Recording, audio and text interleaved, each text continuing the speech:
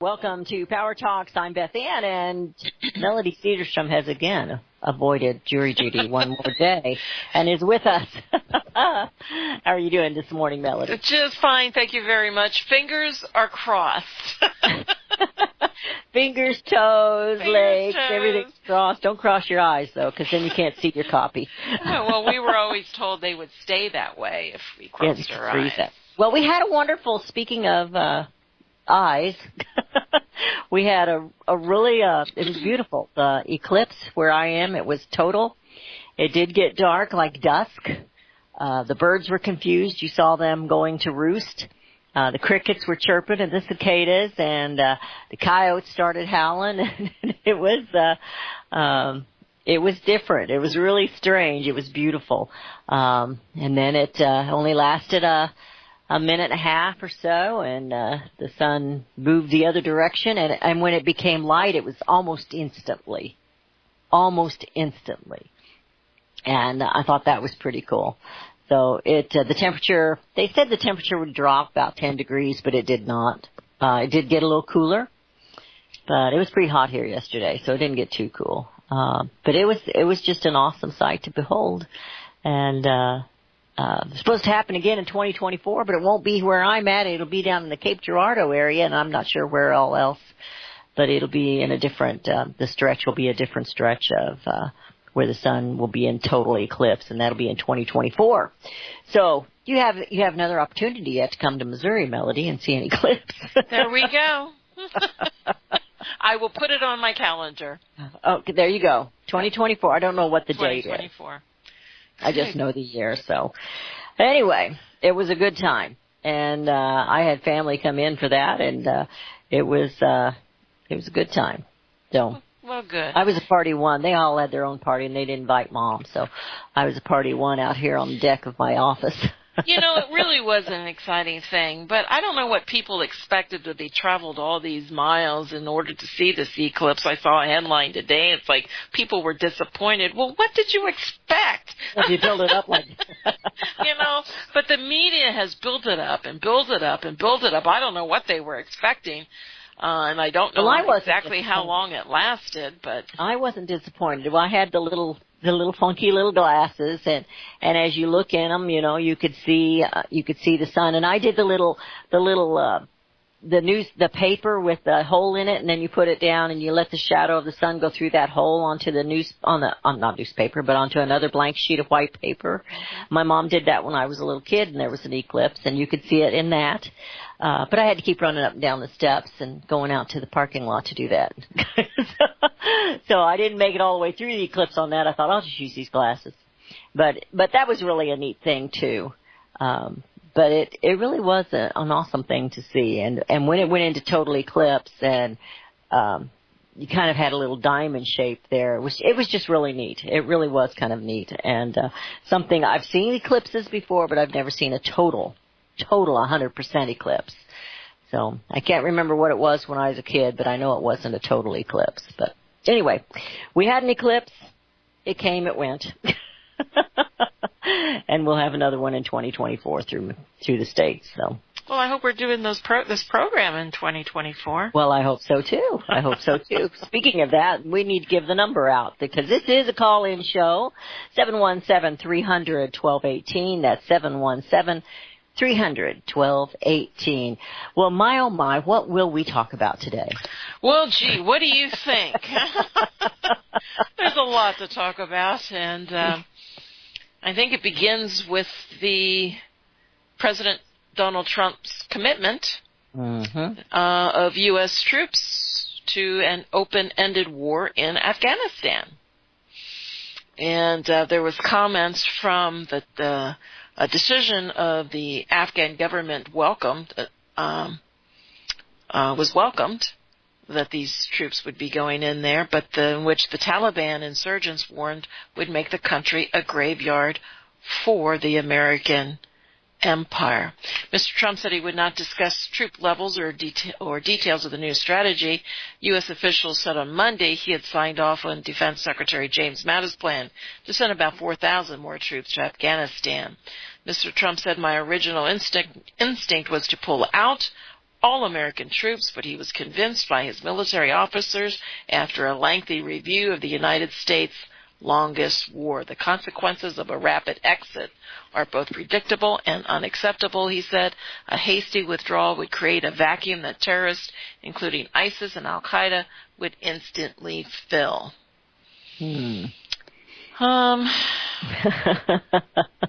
Well, we had quite a show before the show because Melody and I are doing quite a bit of talking. You know, I'm not a military-minded person.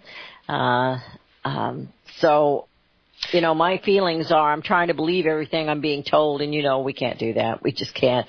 I've got 3 little articles here. 2 of them are from the Daily Signal. One is from Breitbart, and the title on the Breitbart one is says Trump's Afghanistan plan will have the U.S. not winning but not losing.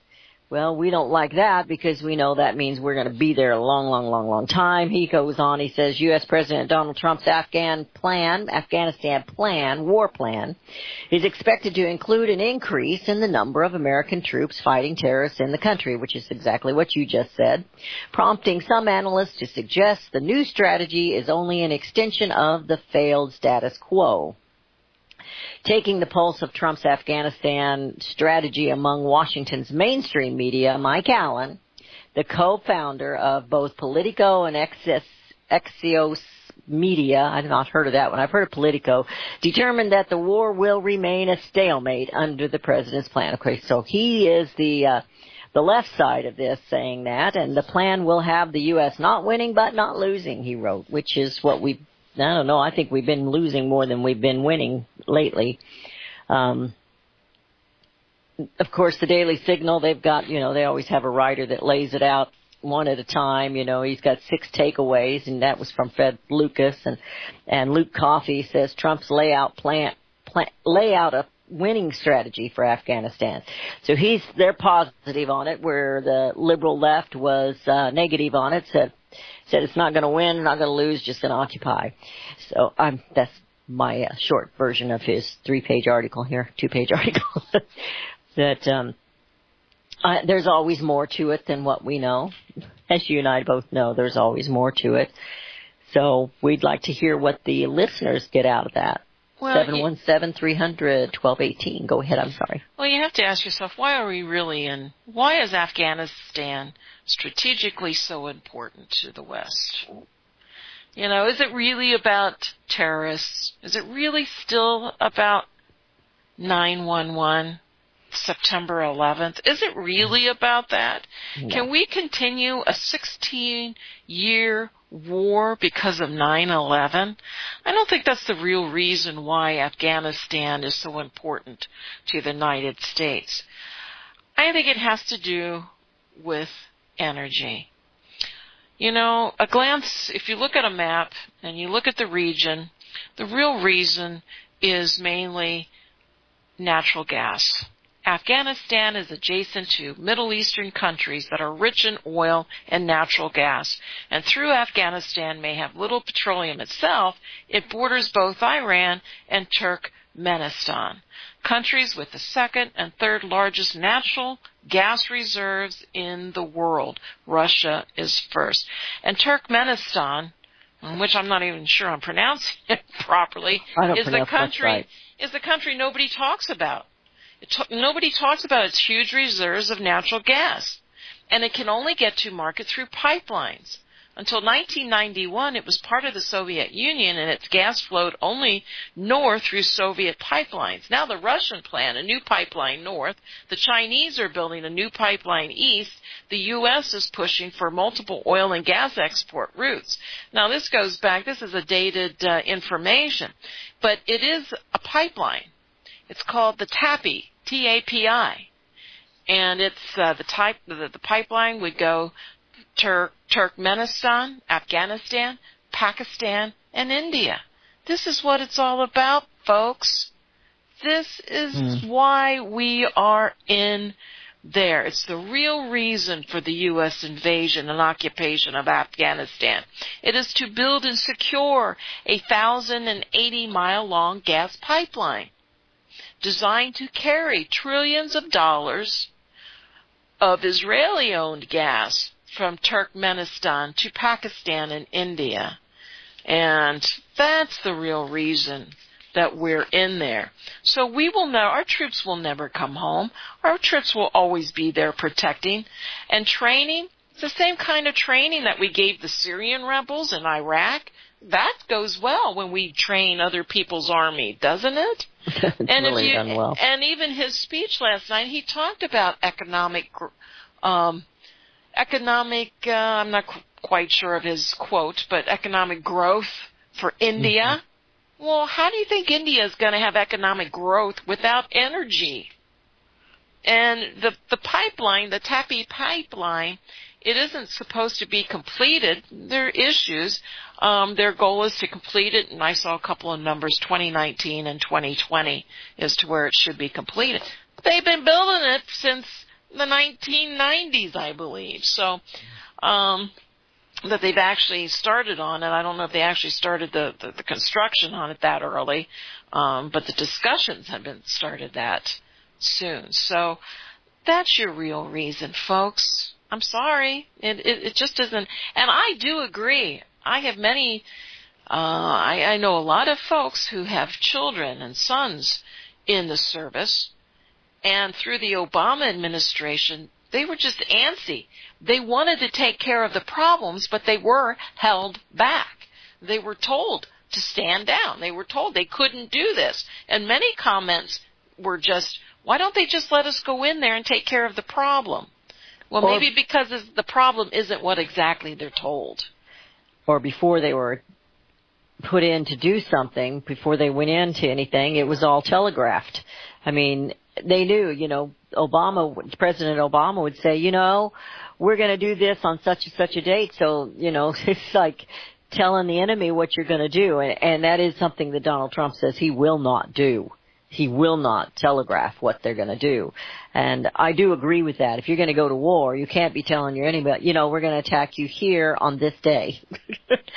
We're not going to tell you which ammo we're using, but we're going to do it on that day. And the biggest question that I don't know the answer to, but do they tell Congress? Do you just have where do you draw the line to where, no one tells anybody anything but aren't?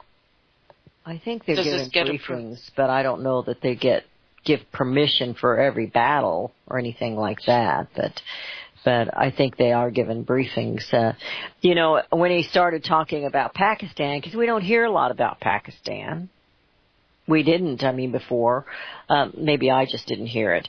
But when I was reading this article yesterday, I shared it even in more detail on my show on CSC Talk Radio yesterday about Debbie Wasserman Schultz, that what was his name, Iran Alman or something like that, and I can't even think of his name. It's always lost in these articles too.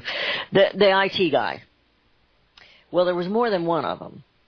And they went in there together. They had very little IT experience, and yet they were hired and making big salaries there at working for the DNC and some of Congress. Well, they were Pakistani, and they were stealing things. They were stealing information. They were stealing all kinds of stuff and getting away with it.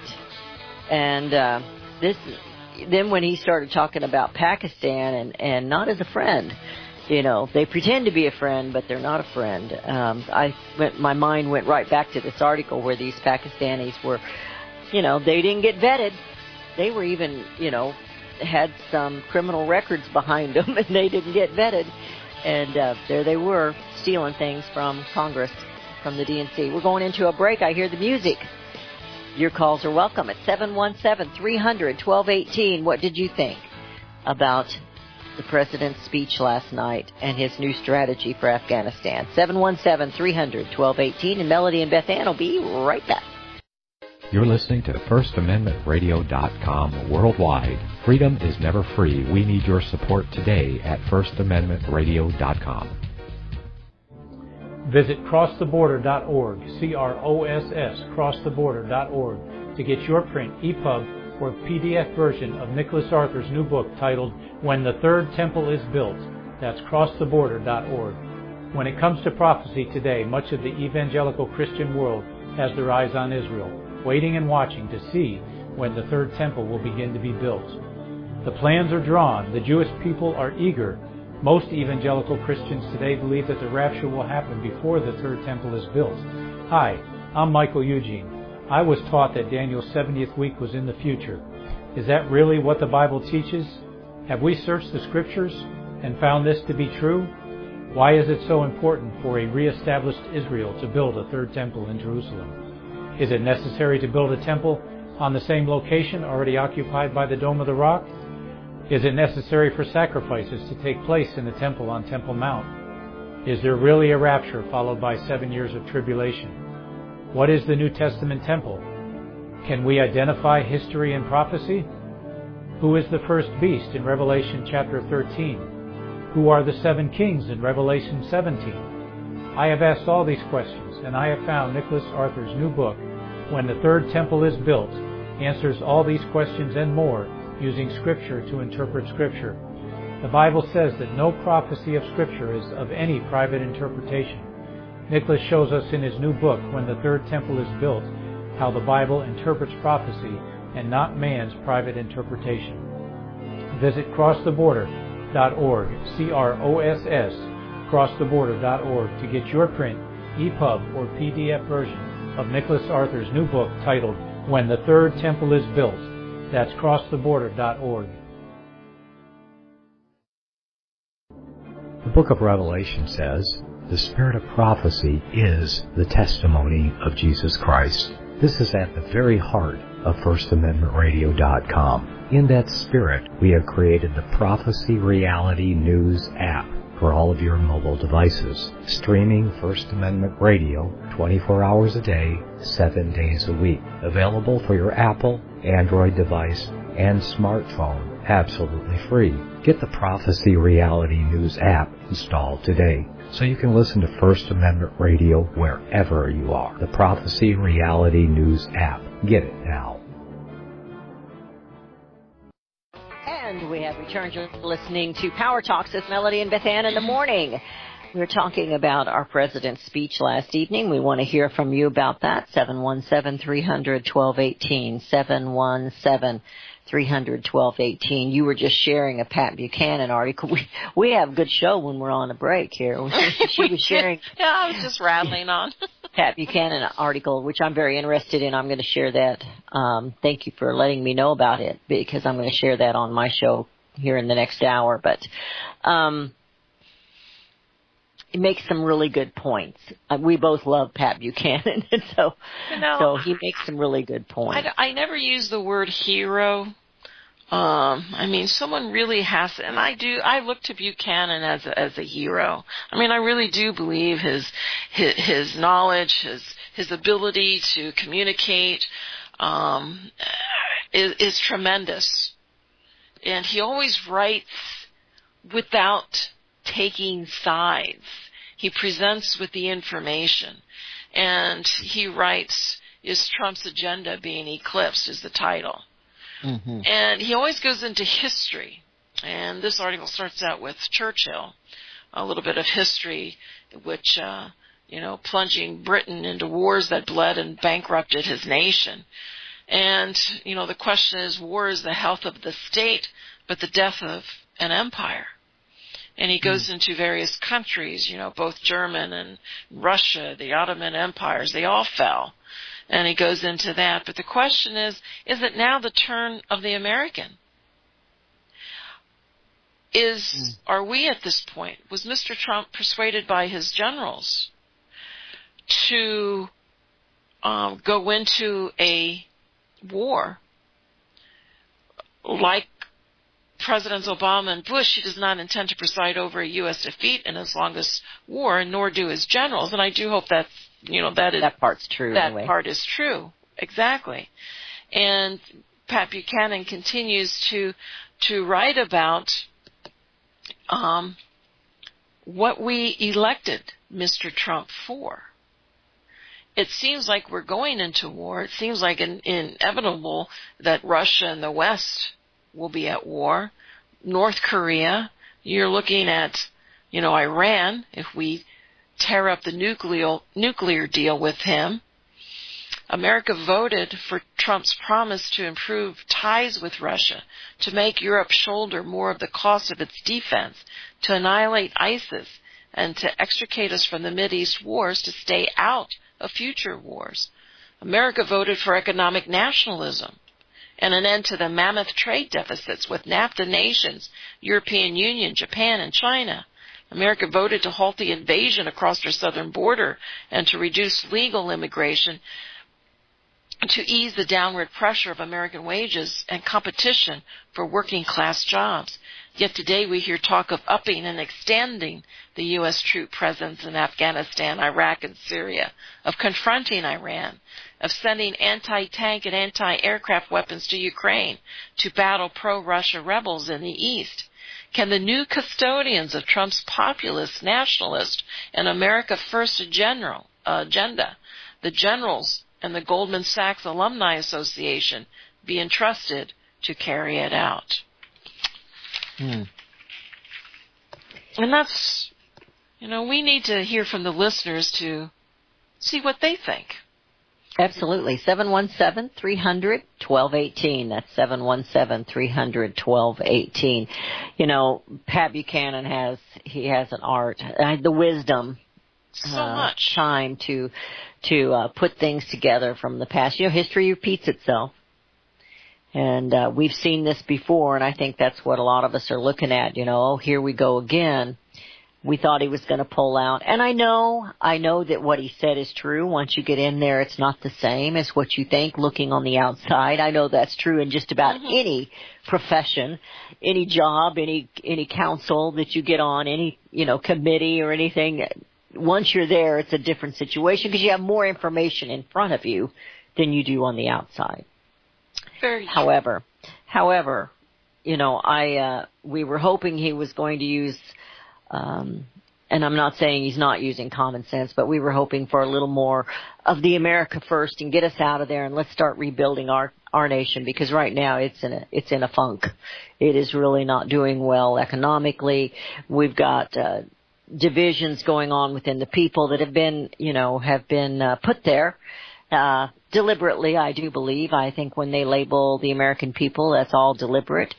I read to you during the break, and, President Trump mentioned the division, that we need to come together here.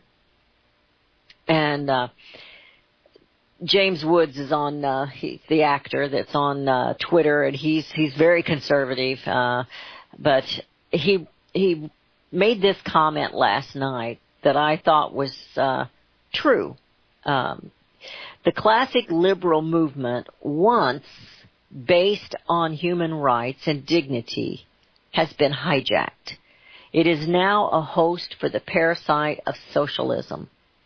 When we see what's going on and the division in this nation right now, it's hard to think about sending another 4,000 troops anywhere. Not that I want troops here. That's not what I'm trying to suggest. It's just that, you got to take care of home first, and we're a mess. And I'm not sure how to do it because they're being fed such lies and dribble and garbage in, garbage out. That's what they're being fed. I had an article here, and she was talking about the white supremacy, and what was the comment she made? And I thought, what an insult to our black brothers and sisters, or anybody that's a minority brothers and sisters, as if they didn't fight for this nation and die. Many of them went to war too. She was talking about the military being just a bunch of white people, and what an insult that is to them. We had many heroes of all colors fight for this nation, or believe they were fighting for this nation. These soldiers get sent to war. They think they're fighting for this nation. And I think she's a feminist that wants to take down stop the Pledge of Allegiance and the national anthem and all that. She's kook. But she's a professor. She's a professor, and that's you have what to be a teaches. kook to be a professor. It's just. But I mean, what an insult! Don't you think that's an insult to American people, an insult to those of color? that are minorities that have gone to join the military. I mean, look at Colin Powell. Mm-hmm. What an insult. Patriotism is just, that's what it was. Patriotism is just about white people.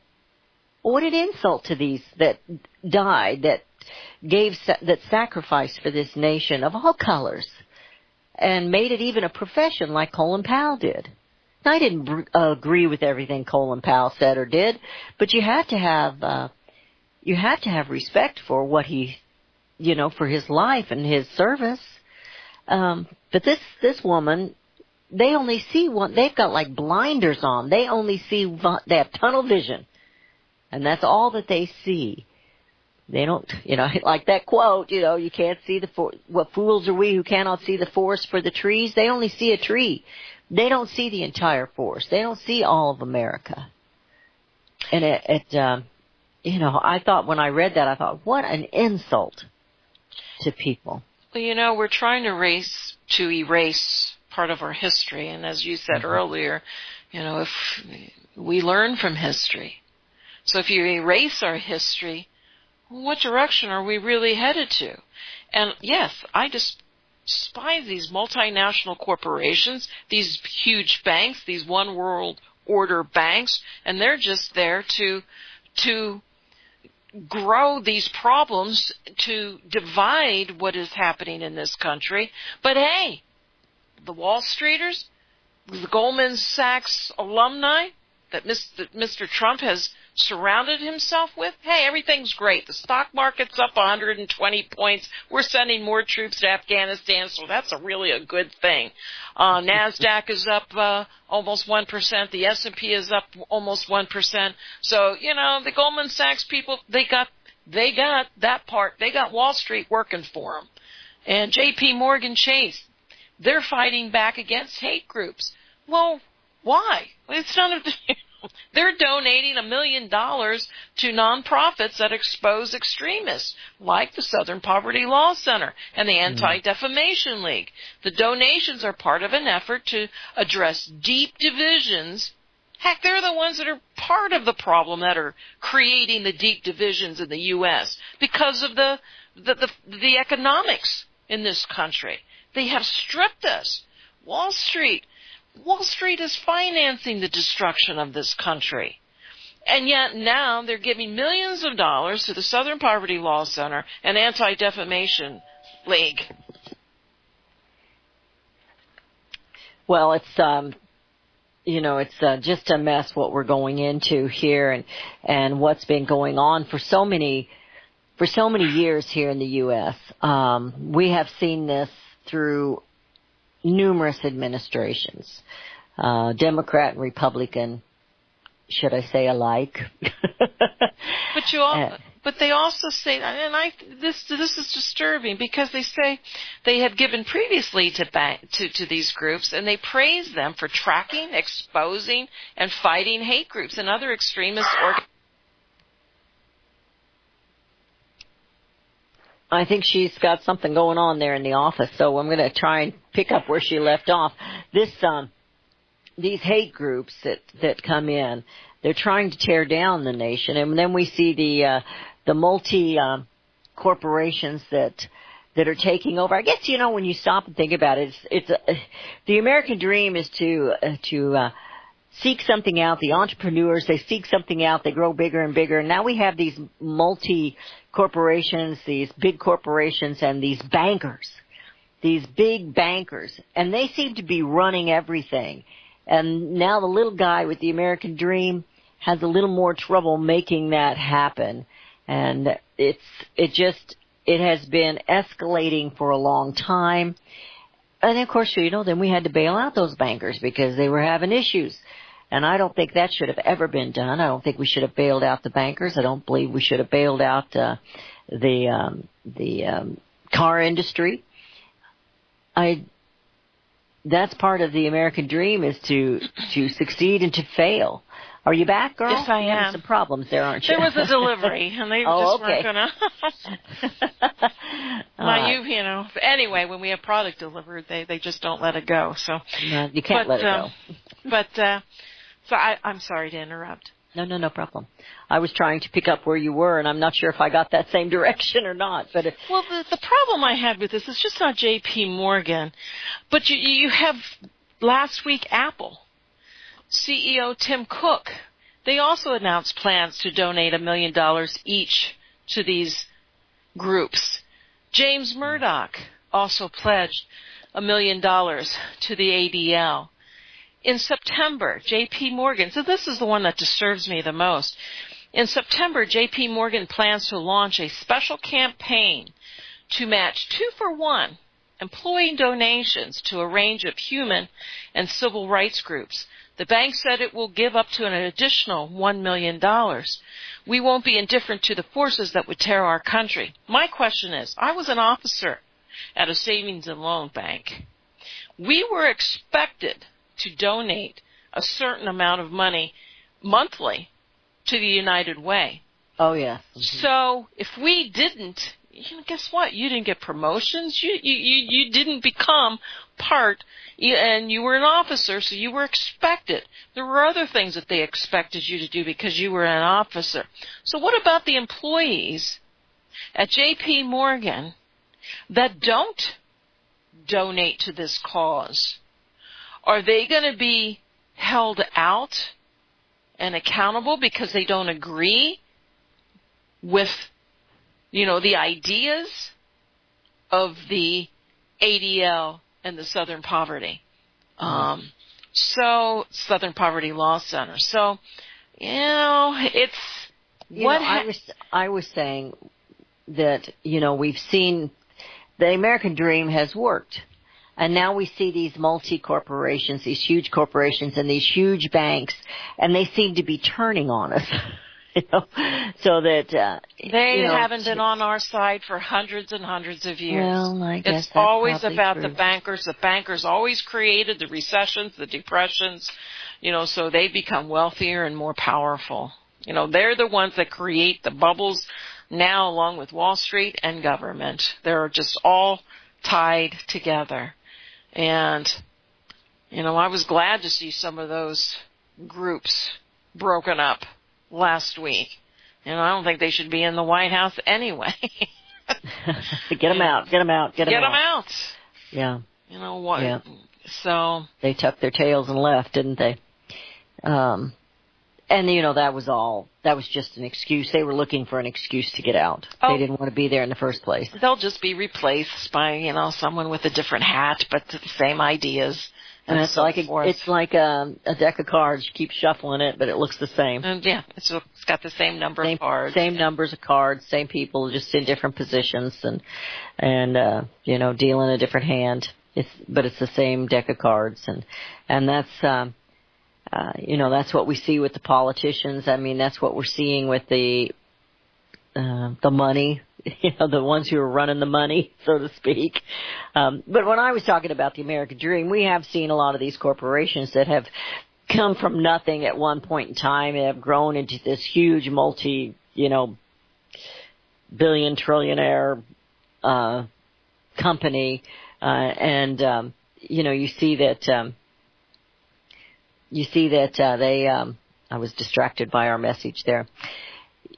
Now they've become too big for their britches, so to speak. And then when they had trouble, like these automobile agencies, we had to go bail them out, which was a big mistake. We should not have bailed them out. We want to go to our caller. We have Neil from Missouri. Neil, how are you today? All right. It's a little rainy here, but yeah, it is. On this deal in Afghanistan, there's only one way to win that war. That's to burn the poppy fields. Once you eliminate the poppies, you've eliminated the economic base for all those militants over there and their reason for being in Afghanistan. So eliminate that, war's over. Yeah, it's not going to happen, though, because that's what's financing the CIA. So, but you know what? Before we went into Afghanistan, the poppy fields were almost eliminated. And they only started coming back after we went in there. They started having record crops after we went in there. But before we went in there, right, the poppy fields were almost eliminated. But I do think it has a lot to do with the gas pipeline. So you've got two areas that certainly produce a lot of money. Poppy Fields puts Right. a whole new perspective on the war on drugs, doesn't it? Mm-hmm. Mm-hmm. Appreciate it, Neil. Thank you. Anything else, Neil? Sure. No, that's it. All right. All right, thank you very much. I should ask him if he watched the clips yesterday. He's right here in Missouri. But he is right. I mean, it is all about poppies too. So there's, and again, they were just about eradicated. When we go in there and another of them all of a sudden they're growing up crops. Again. Must send some farmers in there, huh? It's, I don't know. We're in a mess. There's no doubt about it. It's a mess, and we see this. It's like we've got two different things to view at. I mean, well, that's not the right way to say that, but what we think we're looking at and what's really going on isn't always the same thing. We're trying to figure out what's happening with this. We don't have the full deck of cards in our hands, so to speak, and we've got this deep state. I mean, look at all. If we want to really see if our president has turned, you'll see all of a sudden the media calm down. They'll stop fussing and complaining and as much as they were. Don't you think? I think so. And all of a sudden that'll quiet down. Of course, Russia got quiet because the DNC's in trouble right now, but all of a sudden that'll quiet down. Well, it just depends on what happens. If we start seeing body bags coming back from Afghanistan, no. I mean, they'll flip on them real quick, So, it's just people were expecting one thing and they're getting something else. And, eventually one of these is going to bring major devastation. And I mean, these are all distractions and cover-ups. Our biggest problem we have is right here at home with our financial system. That's the biggest problem. And it is just truly amazing, the President of the United States commits more troops to go into Afghanistan, and the stock markets are roaring. It's like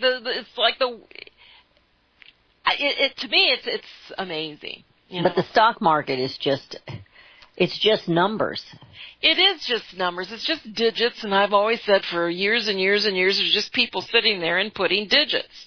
It's all computer run, and they sit there and, they funnel through the information and make sure that it's, that it, is accepted by everyone. But still, you would still think that it would have some sort of negative side to going back into Afghanistan, but I guess we're just war hungry. I don't know what it is.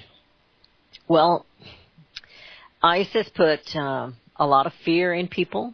Yeah. Which was exactly, that's why they do their murder in such horrendous ways, is burning people alive, taking off their heads and that kind of thing. That's all a part of the terror, to put terror in people's, that's so much worse than just being shot, and they put fear in people's hearts and in their minds, and so we want to get rid of them. We want to make sure we're safe. Well, we know we're never going to be 100% safe from anything, but so I think that's one reason we're looking at this, the American people, and thinking, well, we do need to get rid of them, but we haven't seen any attacks here, knock on wood, for a while here in the United States. Again, we've been dealing with the media. We're dealing with civil unrest that's being paid for. I do believe that it's being funded. Mm-hmm. I don't believe that these people really care that much about those statues. I think that's all being funded. I think it was being funded when they started their rioting. I won't call them protests because they were violent. The rioting right after President Trump was elected and the inauguration, how long did that carry on? The hysteria in the media. So if he has really turned away from his promises to the American people that elected him, I think we're going to see things calm down because they got their way. I agree with you. And that's kind of sad. It's something we didn't really want to happen, but you and I both know we've lived long enough. We were talking off air that we saw many of the promises that, and we all love Ronald Reagan, President Ronald Reagan, but we saw many of the things he promised and things that he did that got turned around and didn't happen. I mean, he promised to get rid of the Department of Education, and it got larger under him. Got larger. And a lot of good things that happened in that time that didn't necessarily go well. I was watching some mainstream news reports this morning, and it was a lot of them thought his speech was very similar to the one that he gave to Congress.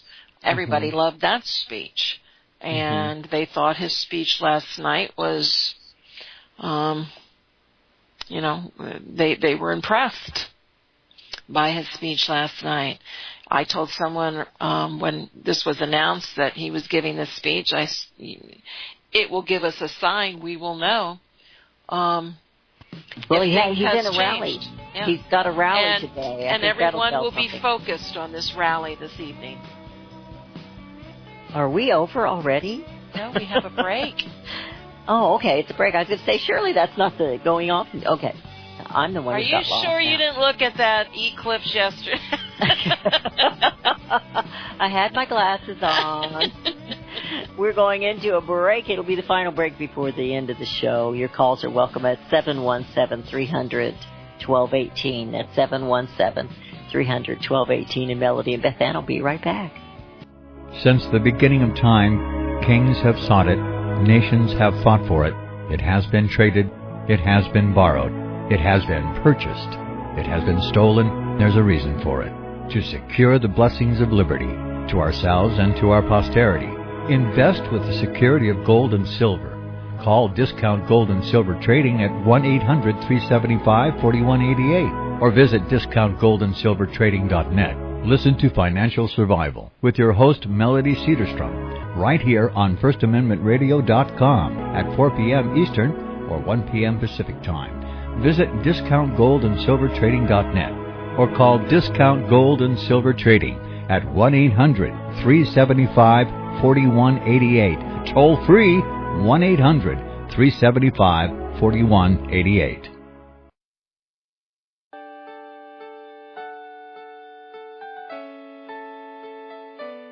The program you are listening to is 100% sponsored by you, the listener, on this First Amendment Rights Media channel.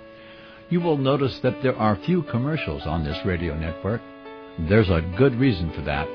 Corporate advertising dollars come with strings that limit program content. So without your help, these programs cannot continue on Internet or our several affiliates. If you benefit by the educational law programs, we ask you to give. If you are admonished or nurtured by the Bible and ministry programs, we ask you to give. If some voice a cause that you are passionate about, we ask you to give. If you believe in any of these, we ask you to support them as you would a missionary on a continual basis, as if giving a tithe for missionary radio. These programs are not commercially viable and must be supported by those faithful to the cause of truth. Look for the button to sponsor your favorite programs at our listen and schedule pages on the Internet.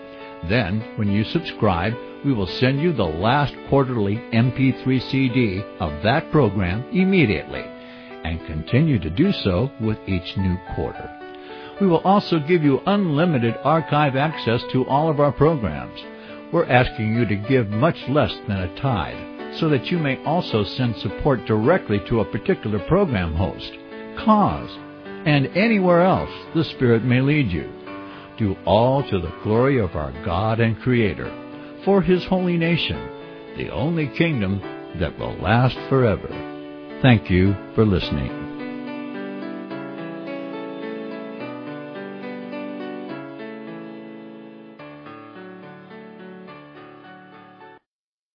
You're listening to FirstAmendmentRadio.com worldwide. Freedom is never free. We need your support today at FirstAmendmentRadio.com. And we have returned. You're listening to Power Talks. This is Beth Ann, and Melody is right here by my side. She's 1,000 miles away, but she's right here by my side. We were talking about the rally that's coming up, whether or not President Donald Trump should go to this rally. He's going to Phoenix, Arizona, and I know he loves those rallies. You know, they really pump him up. But we were timing is everything. It is indeed. It is. He calmed everybody down with his speech last night. Well, except for the liberals, they're never calm. He calmed everybody down with his speech last night, and now if he goes to this rally, he's going to get them all rallied back up. And there'll be protesters and all kinds of things going on. And Melody's opinion was that he needs to just let it stay calm for a little bit. Just let stay calm. Why fan?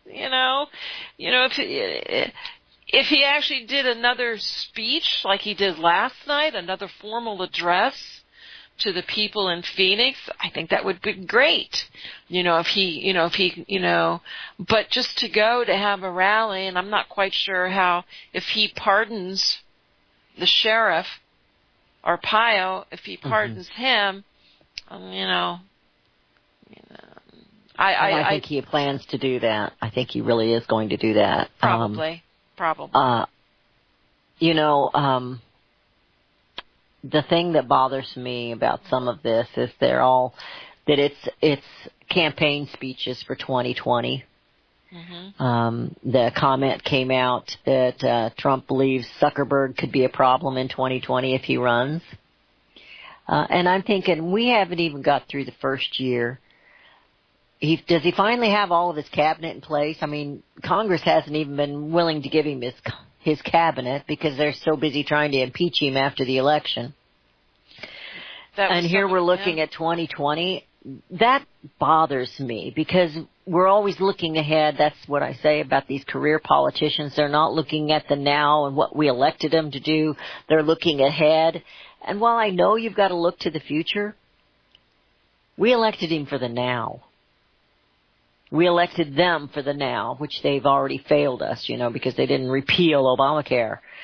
We elected them for the now, but they're already looking for the next election. Or they're not looking very wisely because I think the American people are getting pretty put out with some of this stuff. And, they'll only stay on Trump's side as long as Trump is doing what we elected him to do. And if he starts straying from that, its tide is going to turn pretty quickly. Not only that, all those voters that came out that don't normally vote, they'll never come back out and vote again.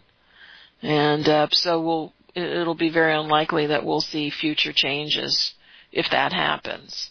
I mean, that's, kind of a little early to tell, but if we go down that path and we don't fix the now,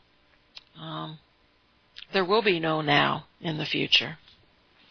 Well, there will be no now whether people come out and vote or not, because we're heading down this socialist path, and that's what this real civil war is about. It's not about the black and the white. It's not about that.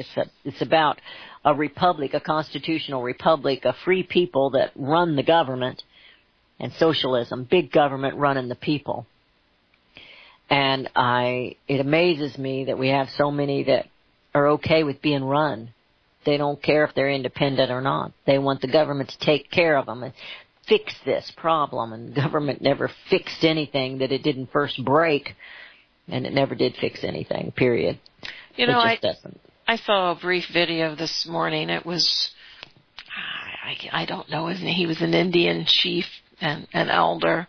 And he was talking about the spiritual life, and the question of this video is America dying from within? And it was just like a 6-minute little YouTube type thing. And he said man's inability to live on earth in a spiritual way is creating America to die. He says everything is spiritual.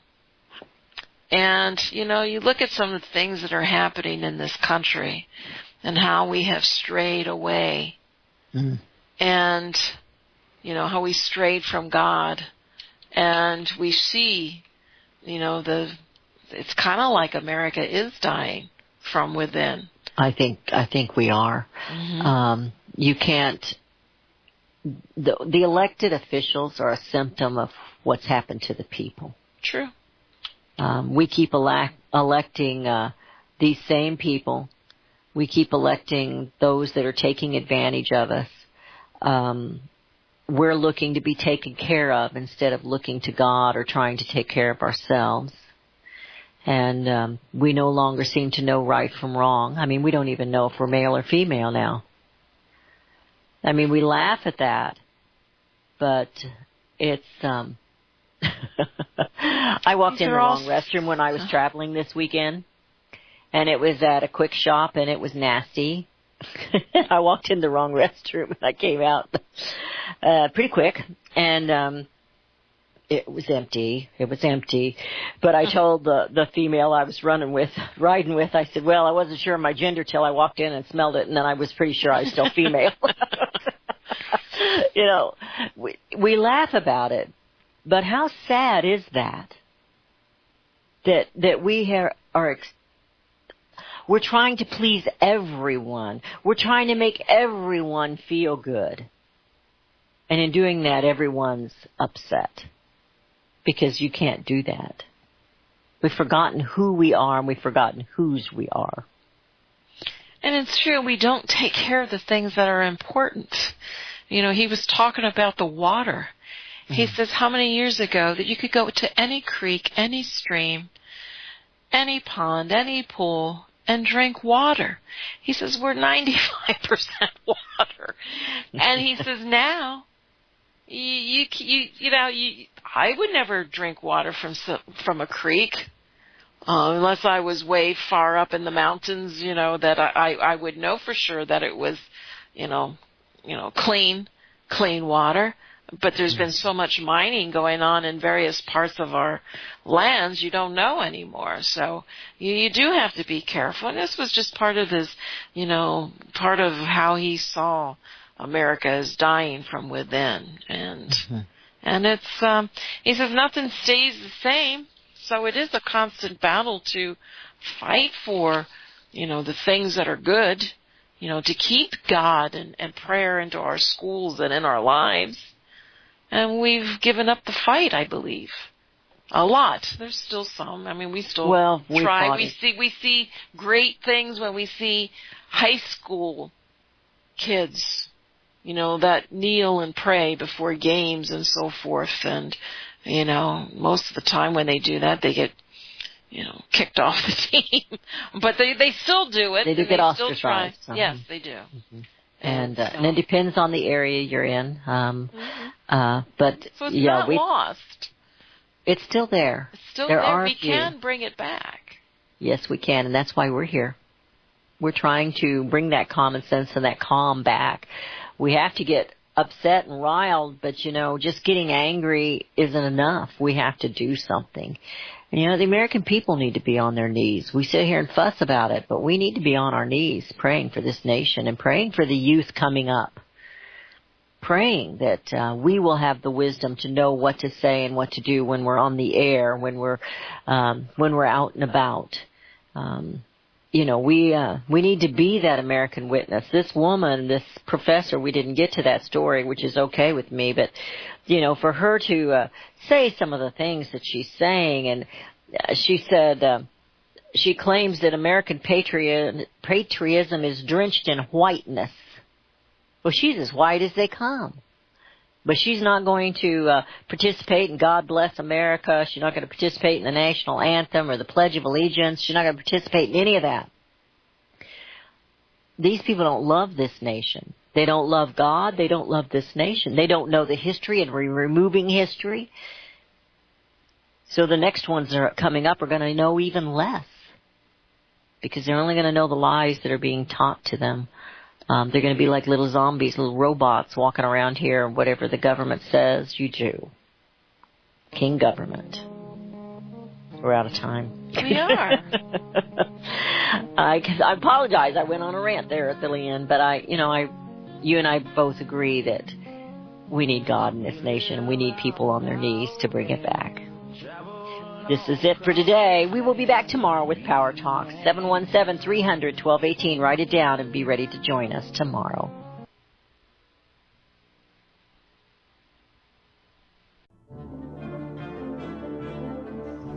Visit crosstheborder.org, CROSS, crosstheborder.org, to get your print, EPUB, or PDF version of Nicholas Arthur's new book titled When the Third Temple is Built. That's crosstheborder.org. When it comes to prophecy today, much of the evangelical Christian world has their eyes on Israel, waiting and watching to see when the third temple will begin to be built. The plans are drawn. The Jewish people are eager. Most evangelical Christians today believe that the rapture will happen before the third temple is built. Hi, I'm Michael Eugene. I was taught that Daniel's 70th week was in the future. Is that really what the Bible teaches? Have we searched the Scriptures and found this to be true? Why is it so important for a re-established Israel to build a third temple in Jerusalem? Is it necessary to build a temple on the same location already occupied by the Dome of the Rock? Is it necessary for sacrifices to take place in the temple on Temple Mount? Is there really a rapture followed by 7 years of tribulation? What is the New Testament temple? Can we identify history and prophecy? Who is the first beast in Revelation chapter 13? Who are the 7 kings in Revelation 17? I have asked all these questions, and I have found Nicholas Arthur's new book, When the Third Temple is Built, answers all these questions and more using Scripture to interpret Scripture. The Bible says that no prophecy of Scripture is of any private interpretation. Nicholas shows us in his new book, When the Third Temple is Built, how the Bible interprets prophecy and not man's private interpretation. Visit crosstheborder.org, CROSS, crosstheborder.org, to get your print, EPUB, or PDF version of Nicholas Arthur's new book titled When the Third Temple is Built. That's crosstheborder.org.